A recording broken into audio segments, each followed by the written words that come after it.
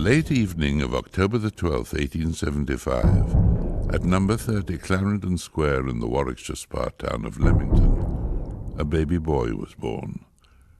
Named after his father, Edward Alexander Crowley was the firstborn son and future heir to Emily and Edward Crowley.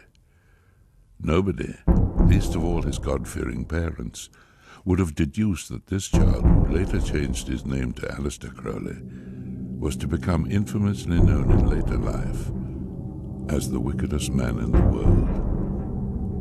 However, if what has been written in later years can be believed, and there have been a mountain of books written by or about this man, legend has it that Edward Crowley, the child, was born with 4 hairs upon the center of his heart, curling from left to right in the form of a swastika, the mark of the beast.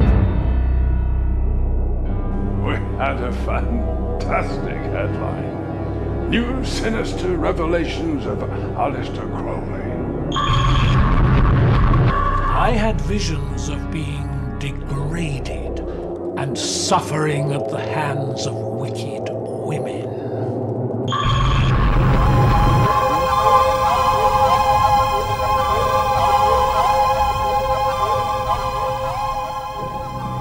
The nightmare world of Christianity vanished at the dawn.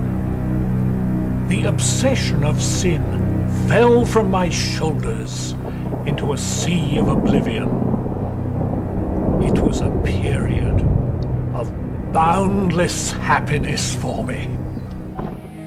In later years, Aleister Crowley would publish an article claiming that he had discovered the actual identity of Jack the Ripper, one Robert Donston, a black magician. Crowley claimed to a member of the press that he had in fact met with Donston prior to his death in 1912, and that Donston had given him 5 blood-soaked ties, corresponding to the 5 murders committed in Whitechapel. How much truth can be held in these claims is debatable. But one thing that can be claimed for sure is these were just 2 of the many sinister and strange coincidences that were to surround this iniquitous man for the rest of his life and beyond. I may have been a flesh-eating devil. I was still Baphomet, the great beast, 666. I approached him after the ceremony and told him he had been meddling with the Gotir, the dark forces. He denied it, of course. In that case, I said, the Gotir has been meddling with you.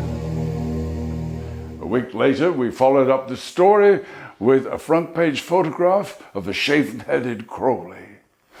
And the headline was, "Orgies in Sicily." A week later, we ran another story. The horror of the beast and his abbey. This man Crowley is the most sinister man of modern times. Hot on our heels, John Bull came out with a series of articles headlining Crowley as the king of depravity, the wickedest man in the world, the man we would most like to hang, and one that sent a chill through Fleet Street, a cannibal at large.